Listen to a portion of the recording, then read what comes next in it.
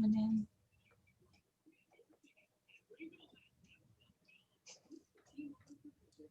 Hi, Pat.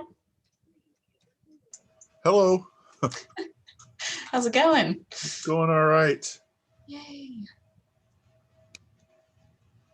I think we're just waiting a few minutes to see if we get some people coming in around 9. Cool. Hopefully we'll have some more.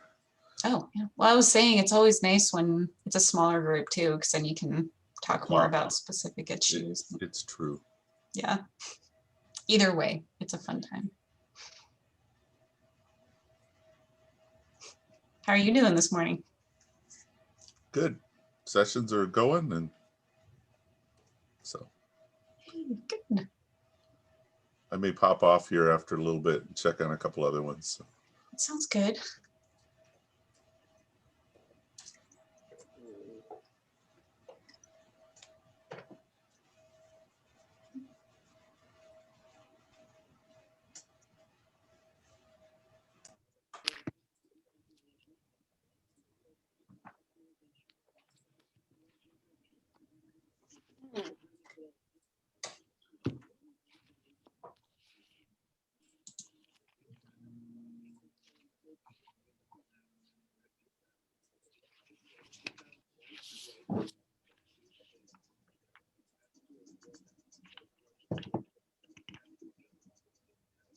I am curious to know if caffeine intake this past year has gone up, because I feel like I have consumed more coffee than ever in my life.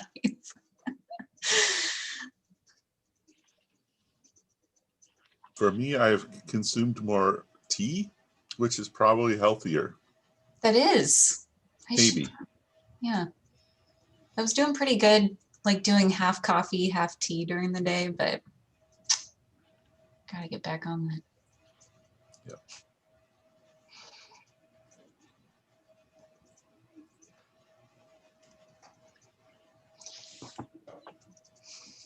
Well, have a good session. I'm gonna actually pop off and check on something. Okay. Bye. Thanks, Pat. Bye.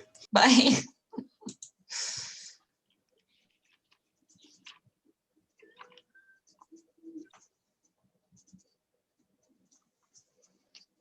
Guess we can wait one more minute until 9. If you're just coming in, well, I'll say it one more time. If you're just joining us, please leave your name, role, and organization in the chat box, and we'll start this session in just about another minute. This session is being recorded and slides will be provided to you.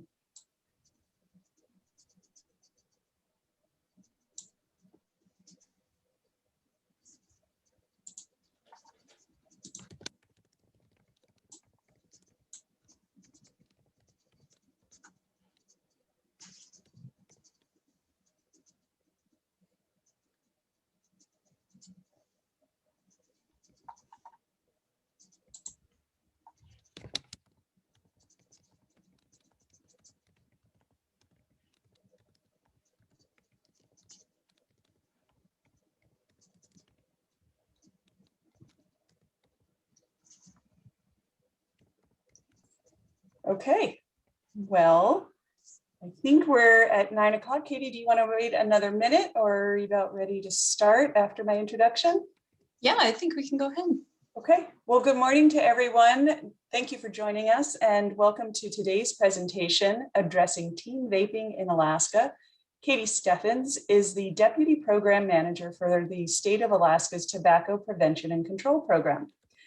Having worked in the tobacco prevention field for the last 5 years, she specializes in smoke and tobacco-free policy implementation, youth prevention strategies, and e-cigarette education. Katie, thank you for joining us today. All right, thanks for having me and welcome everyone.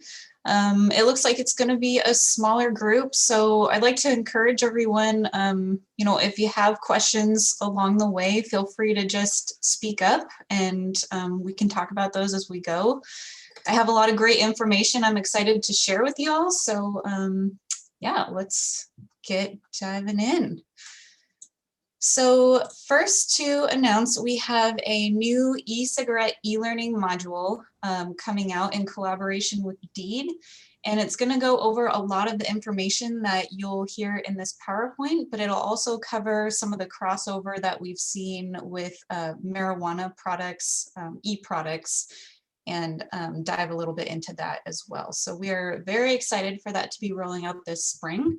We'll have some more announcements about it later on when it's wrapped up, but something exciting to share.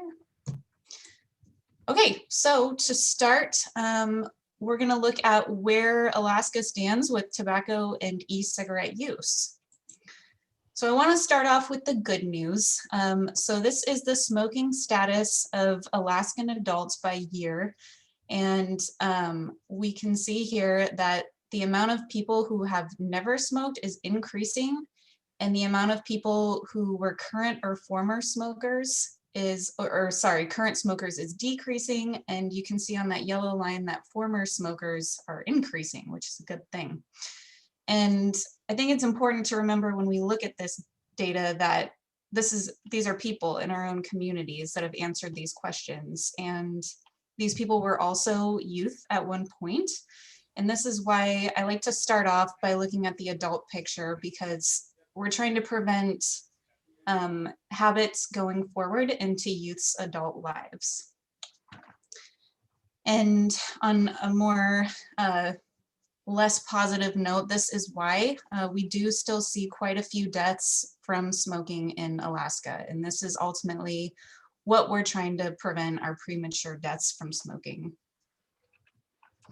Okay, so let's look at the youth use of e-cigarettes. So this blue line actually shows cigarette use by Alaskan youth over time. And we can see a pretty big decrease, which is great. In 2019, 7.5% of youth used cigarettes.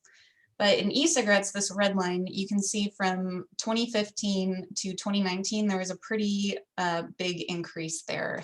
And 2015 was the year we started surveying students on their e-cigarette use. And I'll go into a little bit into that later on as to why it was 2015 when we started, or what prompted us to start in 2015. In current use, when I say that, that is when they were surveyed, they had used e-cigarettes at least once in the last 30 days. And we also have Gina here, who is on the YRBS program team, and feel free to hop in, Gina, if I misspeak on anything. Okay, and then we're also looking at ever use. So again, ever use for cigarettes on that blue line has decreased. About half of those students are now, it's 28% in 2019. And then cigarettes, we can see a big use of students who have ever tried. Close to half of the students surveyed had tried e-cigarettes at least once. Okay, so we're going to go into how e-cigarette use became so prevalent. Sorry. Okay, so this is an image of confiscated devices from an Alaskan high school. And I don't know if you guys know how to use the reactions on Zoom. Just wondering if you can put a thumbs up if your school has ever collected devices, or you yourself have seen some of these devices by students. Got a thumbs up there. Okay, so not too many, 2. Yeah, so one of the goals with this presentation is to, 1, educate school staff on why teens use, and 2, how we can help identify them, and then once they're identified, what we do with those products when they're caught being used in schools. Okay, so what are the factors that lead youth to using tobacco? These are the most prominent factors: youth appealing flavors, youth resonating themes, low prices or price promotions, ease of access and product use, and access that refers more to ease of getting it in a retail environment, exposure to tobacco ads, and the health claims that are stated in those ads. So let's look at the e-cigarette. So most e-cigarettes have this general anatomy where they have a battery that powers the atomizer that heats up e-liquid in the cartridge that is then inhaled through the mouthpiece and turns into an aerosol that's inhaled by the user. And so e-cigarette products have changed over time. They've gone through a lot of variations, and a lot of these are still available on the market today. They first hit the US market in 2007, and when they first came out, a lot of them looked a lot like a regular cigarette, but they still had a battery in them. And also at that time, e-hookahs came out. Those were popular because they started to introduce the flavors to this type of product in the market. And later on, vape pens became available. Mods then after that became very popular right around 2011, 12, and 13. And then in 2014, we started to see the pod or pod-based systems, that last generation there, start to emerge on the market. And the most popular of those products were Juul. And this is an image just to show how drastically Juul took over the e-cigarette market. They came onto the market in 2015, and after putting just $1 million of advertising in for their first year, they shot up and took over 75% of the e-cigarette market. And we'll go over some of their ads and how they became so popular with youth at that time. But a little bit more on pod-based systems. Because of the rise of Juul, there were a lot of other products that started to mimic the shape and functionality that Juul had. And so there's a lot of different types now, and there's even types that can use marijuana oils. And again, I don't cover this as much in this presentation, but it will be covered in the e-cigarette module that will be available through DEED in the spring. And there are also now heated tobacco products, and these products try to go around smoke-free laws, saying that tobacco material isn't being burned. If you ever happen to go into one of these stores currently in the lower 48, it looks a lot like an Apple store. Interesting fact with Juul, their designers used to work for Apple. There's a lot of crossover with design ideas in that field. Okay, so here are some examples of e-cigarette advertisements that we've seen that had a lot of youth resonating themes to them. So you can see Juul in the top center and the top right, a lot of bright colors with young people. Other ways they appealed to youth, in New York, they would set up just places on the sidewalk where people could come sit down on couches and try different flavors, take them for free, share them with their friends. They also had their ads all over social media, and a lot of youth did report seeing these. They also paid social media influencers to use and promote these on their websites and social media platforms as well. And you can see on the bottom right there, that's a tweet from Juul. And the bottom middle is another ad from Juul. It says, "Blow in her face and she'll follow you anywhere." That might be targeting a more older group of people, but they were pretty clever in their designs with trying to use James Bond. And then the bottom left, you can see this is an ad from Puff Bar, which has been a pretty controversial product in recent years. And then the top here is another ad from Puff Bar advertising a solo break, to escape from the stress of parental texts and working from home stress, which is that younger group. But you can see that with these a lot of bright colors and younger people, it might be a younger group that they're focusing on. And then looking at who owns some of the e-cigarette companies, we have R.J. Reynolds, who are the makers of Newport and Camel cigarettes. They also create the Views e-cigarette. Imperial Brands, who were previously Imperial Tobacco, produce Cool cigarettes and now produce Blue e-cigarettes as well. And Altria, the parent company to Philip Morris, who creates Marlboro cigarettes. formerly made Mark 10 e-cigarettes, but those are no longer in production because Philip Morris, or actually Altria, sorry, purchased about a third of Juul's shares and now are in a partnership there. And so you can kind of see here that there's a lot of similar packaging and design, you know, intending to capture their current users and to align their products so people recognize their products a little more. Okay, and we'll go a little bit into flavors. This could be a whole topic in itself, but there are thousands of flavors, whether the flavors are used for e-cigarettes that can be mods where you fill them yourself. Juul also used to have quite a few flavor options. They came under scrutiny. There's now a law stating that those types of pods that Juul puts out and others can only have mint, menthol, and tobacco flavors. Puff Bar does not fall under that legislation because it's technically a different type of e-cigarette than Juul, and so they still have, you know, about 20 flavors available on the market. And if any of you follow e-cigarettes, Puff Bar had been gone from the market for a while, but has come back, and so they're now available for youth or people in general to purchase. But as you can see on the bottom, you know, there's a lot of, you know, youth flavors, youth appealing flavors. I had talked with some fourth graders and just asked them to throw out some of their favorite candies if they had them. One of them was sour gummy worms. And, you know, when talking with kids, I was like, well, why do you think that these companies might make flavors of the candy that you like?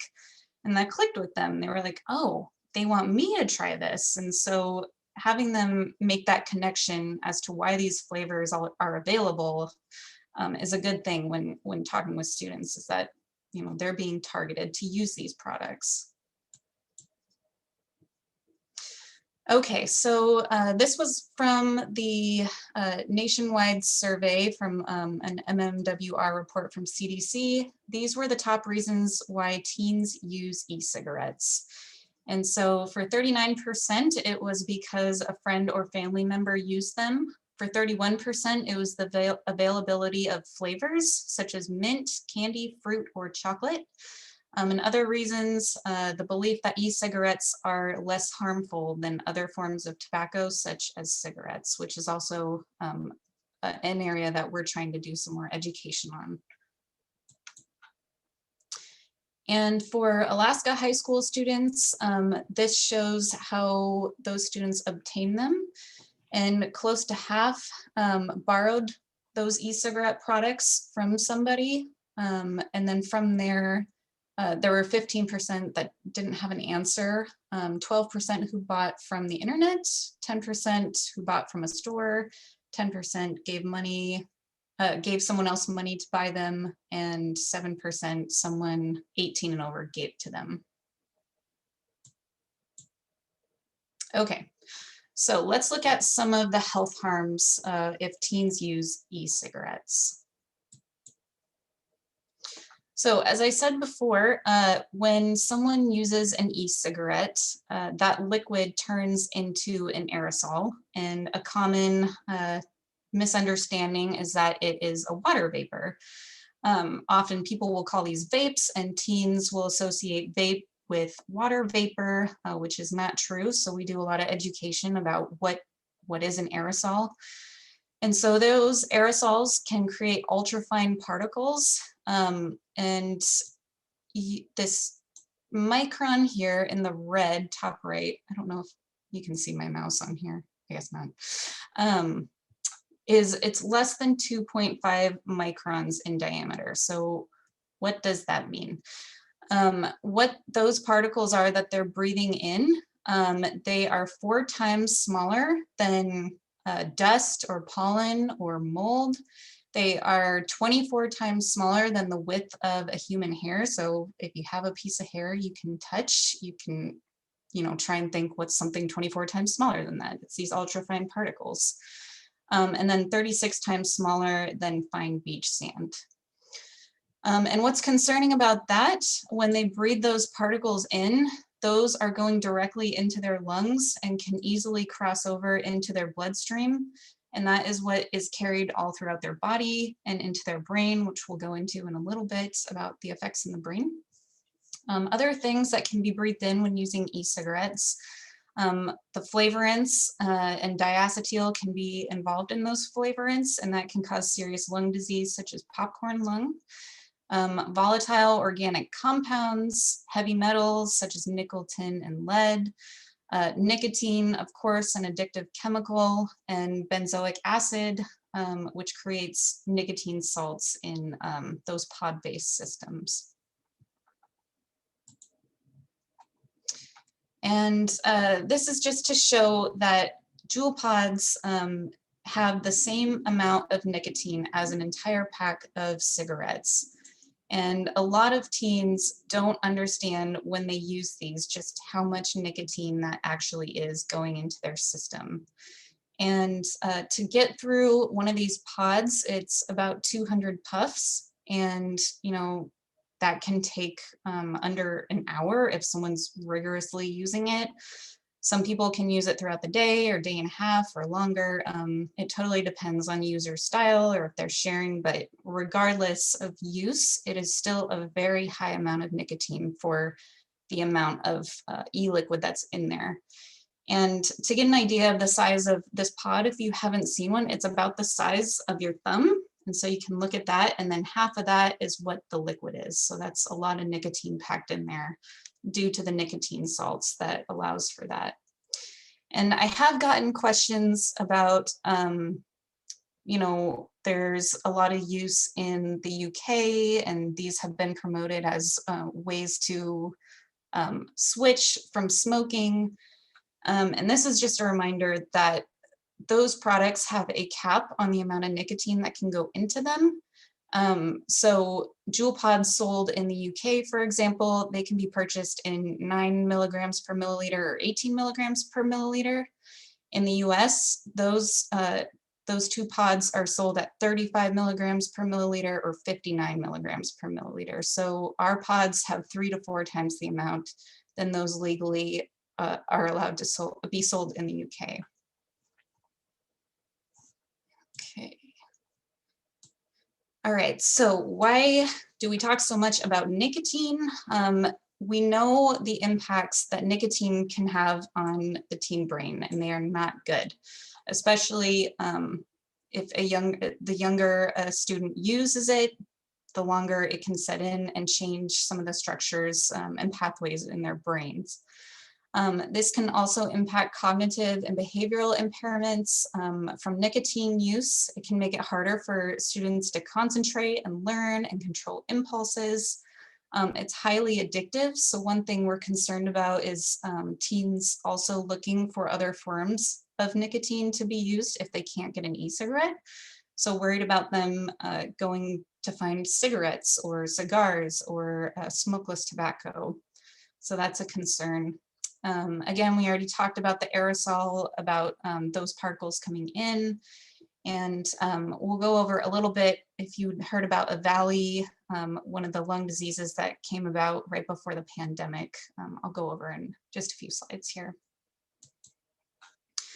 But again, when nicotine enters the brain, it increases that dopamine, and the more times a kid uses that, the more receptors that are created in their brain to capture the increased amount of dopamine. So as more of those receptors get built in the brain, the more those cravings become intensified, and the more intense those cravings are, you know, the harder it can be for a teen to stop using. So this is why the high amount of nicotine in these products are so concerning.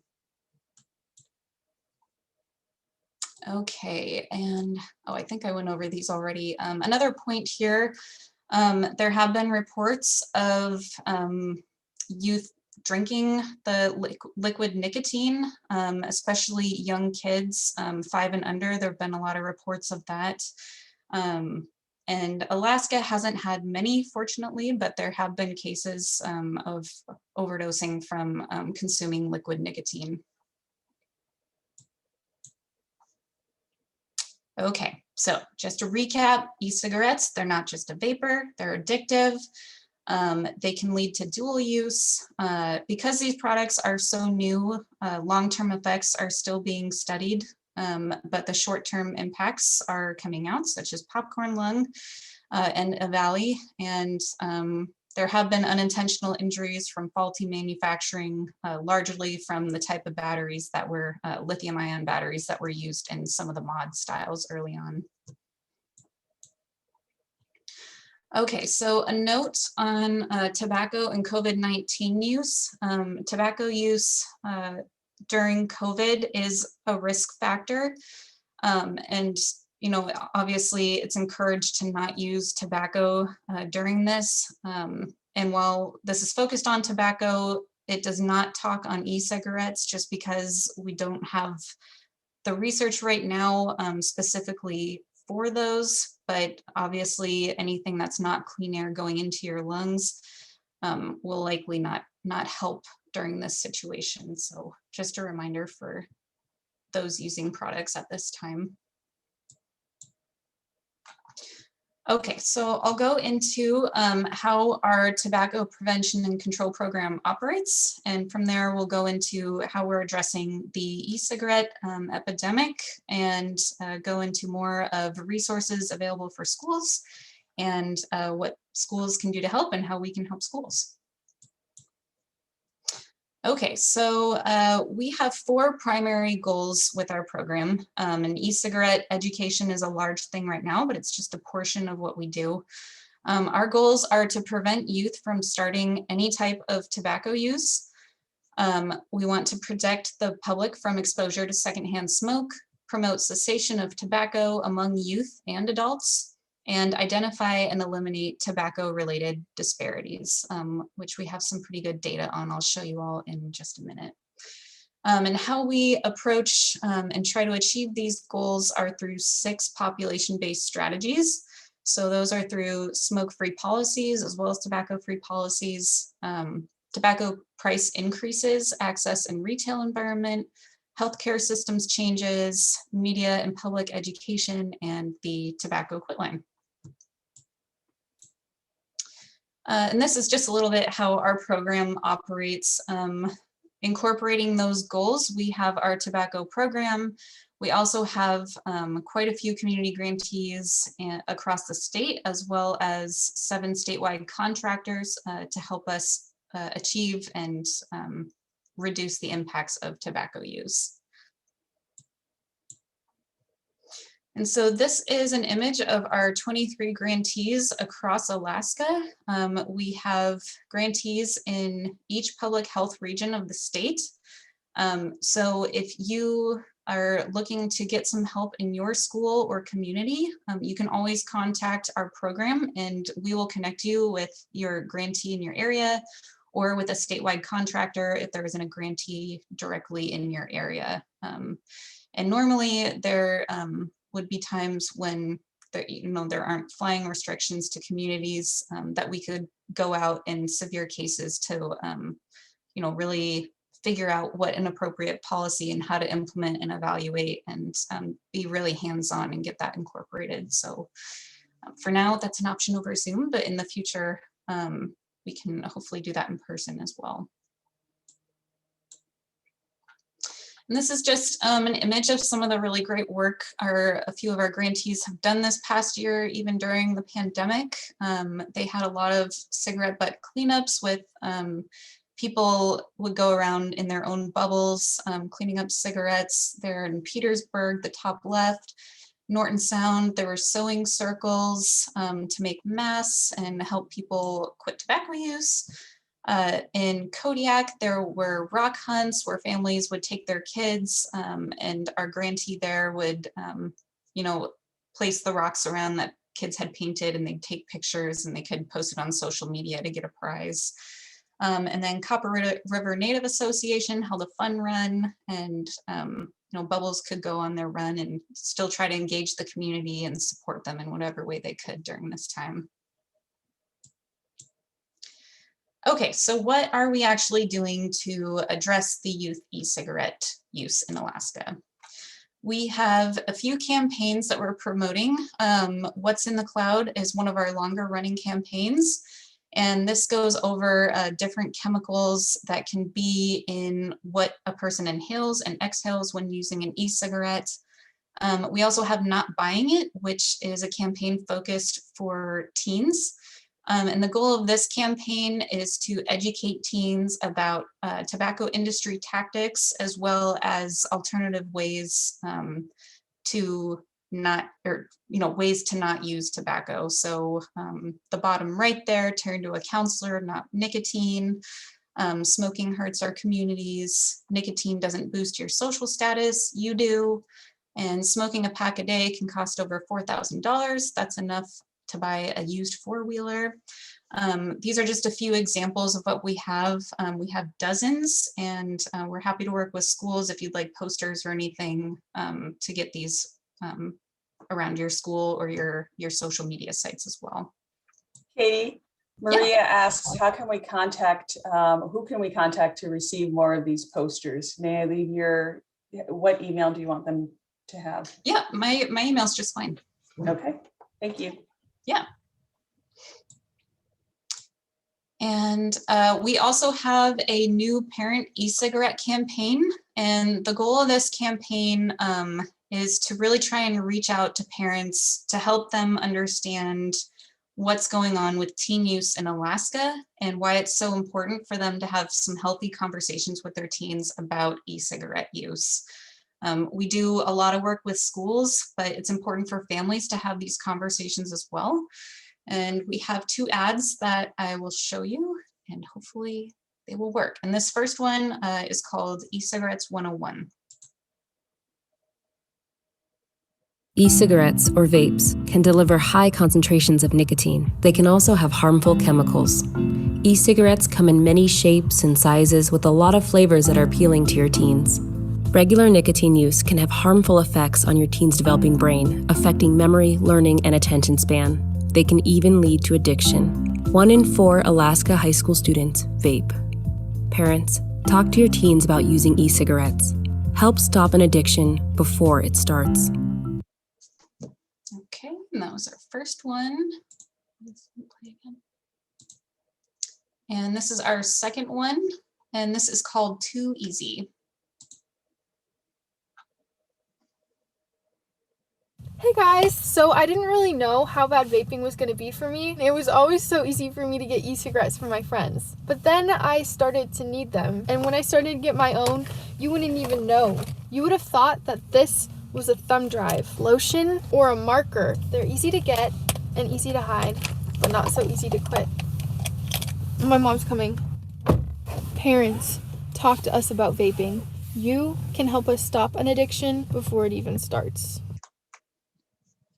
Okay, and those are our two ads. And I should add, these were all tested with focus groups with parents across Alaska. And we did these during the pandemic. And what was, I'll just share in case people do projects like this, but one advantage we found was that by having focus groups over Zoom, we could reach more rural communities to get their input on the information they needed to talk to their kids about e-cigarettes, what they would like to see or wouldn't like to see in a commercial. So it was just a really great way for us to discover focus groups through Zoom and the benefits of that. So that was how these were created. Okay, and so at the end of those commercials, it guided parents towards a resource on the Alaska Quit line. And those parent resources that they'll find would bring them to Live Vape Free, which is a new free resource we've added to our Quit line. And just as a reminder, people under the age of 18 aren't able to use the Alaska Tobacco Quit line, but this resource is for parents to help them become a quit champion for their teens. So this is to help them become educated, how to have healthy, productive conversations, really hearing what the kid has to say, why they used it, and to try and help them to stop using these products. So we're really excited about this. This was just added this past year, and it's still being built out, getting more resources added to it over time. So we hope people enjoy it and find it useful. Okay, so what can schools do to help prevent and reduce e-cigarette use? And I know there's always so much being asked of schools, and especially during this time, I just can't imagine. So as I go through this, I just want people to keep in mind that as you know, as I'm saying this, this isn't for you specifically, but if you're interested in getting this type of help, we have our grantees who are who do this work with schools. So this is implied to be in tandem with our grantees so that it's just not on the school alone. So I'll introduce some really interesting data that Pat Sidmore, our healthy school specialist, had worked with DEED on getting. We're really taking an in-depth look at tobacco suspensions in Alaska. And so he recently looked at the 2018-2019 school year and found that 781 students across Alaska were suspended for tobacco use. 304 of those were in-school suspension, and 477 of those were out of school suspension. And it was estimated that between about 1,800 and 2,100 days of classroom instruction were missed as a result of those suspensions. And so this is something we're trying to address so that kids don't have to be pulled out of class for this. And I'll introduce some resources on how to assist with that in a bit. Pat also looked at some of the protective factors for students. And so we can see that current vaping in Alaska is currently at 26%. Alaskan students who report having protective factors are less likely to use e-cigarettes, and these factors include not feeling alone, feeling like they matter in their community, and having teachers who care about them, you know, being that trusted adult who checks in with them. And by increasing protective factors in our communities, we can help build resilience in Alaskan youth and support them in making positive health choices, like not using tobacco or e-cigarettes. This is going a little more into that in-school and out-of-school suspension data. So this is not to be looked at too carefully right now, and I'll explain why, but we did see, you know, comparing the actual student population here on the left, we can see how that's represented by student race. And on the right, we can see the percentage of students who have been suspended for tobacco use by race. And we can see a very large disparity here by Alaska Native students. But one thing we just want to message is that we haven't looked closely yet into where these suspensions have taken place. If they're at schools that are more rural, that may not have a comprehensive tobacco-free school policy implemented and don't have better ways to mitigate these situations. So this is just for your knowledge, and if you and hopefully to prompt conversations in your school to look at what your school policy is as well. But we're doing some more work with that. So that's just an introductory to that information. And so it's also to encourage updating comprehensive school policies. So we track district policies throughout Alaska. And this is a little bit older map, but we are going back to review policies and whether or not they include e-cigarettes. And so if you're curious about your school district, we do have those tracked in our system, and I'm happy to work with you to look into those further. Or if you want to check with your own school district to see what it currently says and want to send it my way, I'm always happy to look at that as well. And we had been having some more conversation with school districts before the pandemic hit. But right now, you know, until things settle and people can catch their breath, we put that work on pause at the moment. But if there are people out there who want to work on it, I'm more than happy to connect. Okay, so another resource in schools we're promoting are alternative to suspension programs. And if you haven't heard of these before, these are programs to help students learn about why they got in trouble for something rather than just getting kicked out of school, for tobacco use. They get kicked out of school, they might just go back home and use those products more. Without getting education about them. So alternative to suspension programs are meant to be in schools, and they can either be facilitated by a partner or someone in the school is always encouraged, just because they might have that connection with students already. And there are quite a few program options out there. Our partners at American Lung Association have a program called In Depth. And that was actually tested nationwide and in 2 schools in Alaska. And this program had 4 sessions that could be done in in an afternoon, or you can break them up however your school finds fit. But they found that after going through that program, 60% of those students wanted to quit. Now, this is not a cessation program, just an education program to help students think through their own use, how it might affect them now and down the line.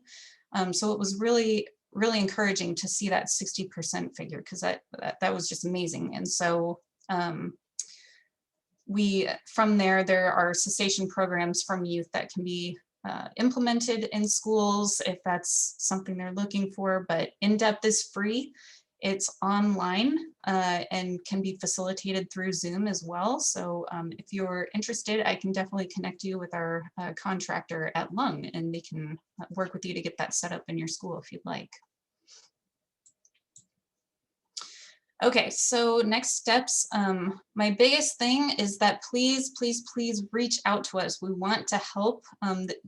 Preventing youth use and reducing youth use is our goal.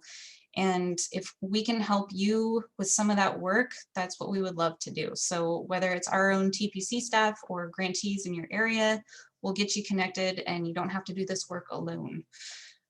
We encourage educating staff and school districts on tobacco and e-cigarette products and harms, promote strong and updated smoking tobacco-free school policies, and adapt those alternative to suspension programs to educate kids and not just punish them for use.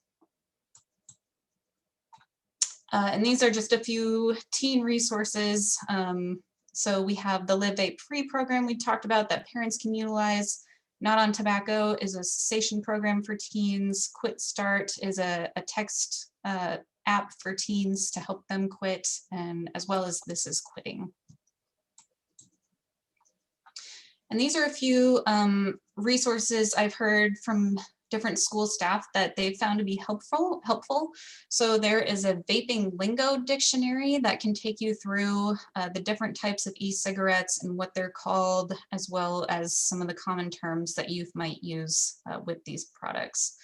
There's also an e-cigarette or vaping products visual dictionary from the CDC. They take you through the evolution of those products and different accessories that might be with those as well. And this is the resource for alternative to suspension programs and kind of the research behind the benefits of those. And these are a few reports, the top 3 here that our own program puts out. We have our annual report that we put out every year, and that reviews everything that our program and grantees have tried to do this past year to improve our goals and reach those. We also have our TPC strategic plan that kind of lets the public know what we're trying to do at 5 years at a time. And we also have tobacco facts that get updated regularly on both adult and youth use of tobacco products.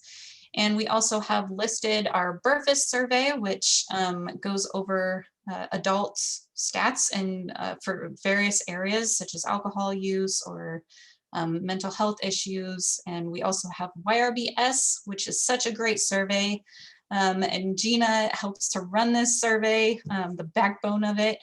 And this is where we get a lot of our data on teen use in Alaska. And this data, like I said, these are youth in our communities who are answering these questions. And this is building our story to help educate our communities in Alaska so we can help mitigate this problem. And so really encourage school participation in this survey because it just helps us out a ton with educating everyone in Alaska on issues like tobacco use with youth. Okay, and that is my presentation. So I wanted to leave some time in case people had questions about the presentation, or if you have faced issues in your school or have questions about how to go about addressing this if when schools go back into session.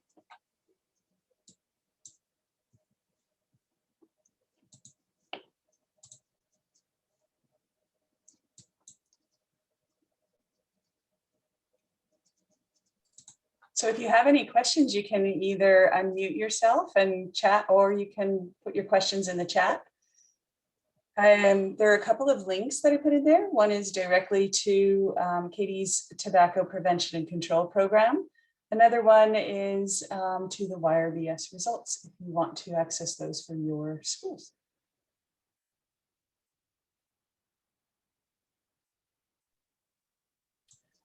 Katie, you know, at our school, what we've been seeing just an increase of vape juice. You know, like we take tons out. You know, a huge Ziploc bag probably every semester when we confiscate them and throw them out. And so I'm just wondering overall, like I'm assuming that's the trend we're seeing in Alaska, but across the nation.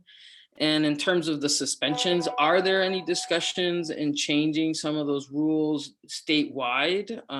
Because it is considered tobacco use, but I would like to see more of a prevention effort rather than a punitive effort, because it does seem like a lot of it needs to be more education. So I'm just wondering if there's discussions above my pay grade regarding those things.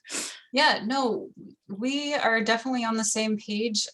We would much rather see youth educated about their use than penalized, because when talking to youth, especially when this started to be such a prevalent problem just at the beginning, teens didn't even know what they were using, and they were getting in trouble for it, for getting sent home for 10 days at a time.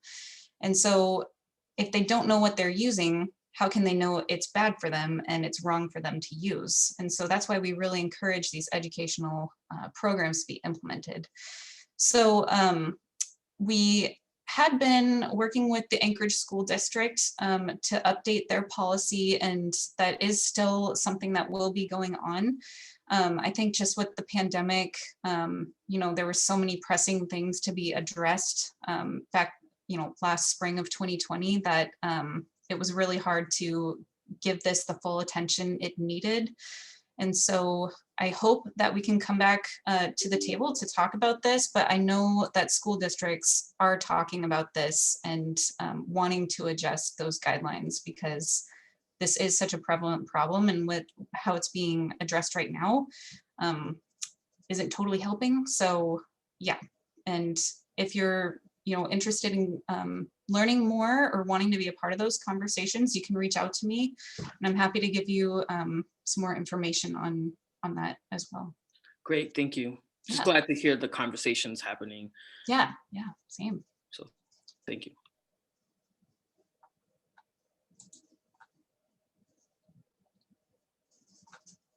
Looks like we have a question from Jordan Kamer. Are there usage trends that have documented a decrease in nicotine and vaping since the US and Alaska raised the tobacco age to 21 in early 2020 so far? That's a good question. So I think a lot of our evaluation methods have been kind of off their timelines. At least I know in Alaska, YRBS is being adjusted to survey later, just because it was hard to reach kids if they're not in the classroom.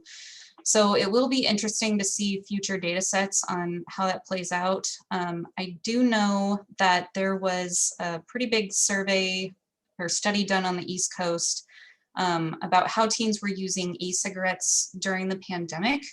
And this was shared by Rescue Agency, and I'm happy to send this to you, Gina, if it's something that can be shared on the website with SHWE. But what they found was that teens who regularly used were considered, heavy users. They actually used more frequently. But those who were just occasional users, just happened to use it if their friends were using it, if they were around them, they used less. And so there was kind of this weird divergence of use among youth. And that was, I believe, done around May of 2020. And in regards of Tobacco 21, I'm not sure of specific data related to that, just because that is such a new policy that's been implemented. But I'd be happy to look around and see what I can find in the meantime. If you'd like to, shoot me a reminder in my email, or I can take your email as well and try and get back to you on that. Hey, Katie, I wonder, this is Lauren, we work Hi. together. I wonder if the BRFIS data are there questions about vaping on, because that might hit those 18, 19, 20, 21-year-olds, and they've been happening throughout the pandemic. They've been able to continue serving. So there's always a lag in getting data, but that might be an early place that you'll see if you're seeing some changes there. Yeah, that's a great point. Definitely, because youth turn into adults so quickly, and that can reflect in the data easily. So yeah, that's a great idea. So checking in on our BRFIS data over time, just seeing how those numbers shift would be useful as well. Thank you.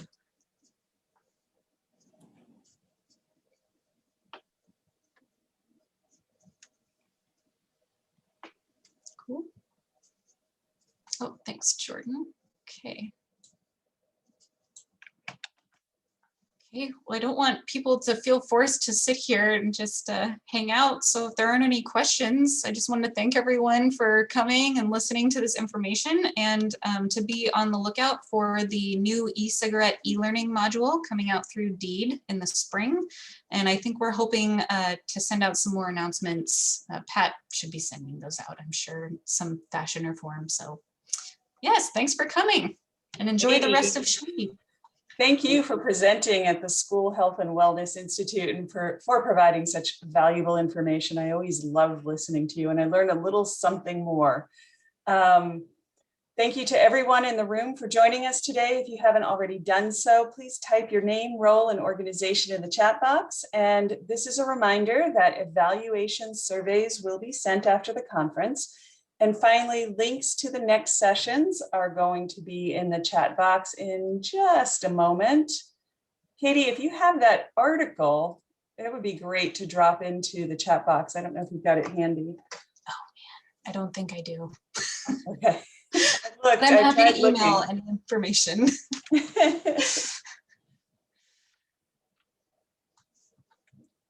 I guess I should just put that into my presentation. It's a good question.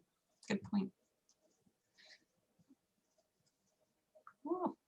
You added a few more slides. I like what you've done with your presentation. Oh, yes, thank you. See you later. Good job. Bye. See you in a half an hour. Bye. Are you hosting another presentation, Gina? Yep, I've got Lauren's presentation at 10:30. Great. Okay. Well, Yeah. good luck with it. And thanks for hosting it and being such a great facilitator. Yeah, was it okay? I felt like yeah, fabulous. I felt bad that I didn't have my slides ready until this morning. It was perfect. Yeah. You knew what you were saying. You're so great. Okay, I'm gonna let you go so that I can stop recording and save and enjoy the rest of your day. Okay. Thanks, Gina. Thank you, Katie. You're awesome. Bye. Bye.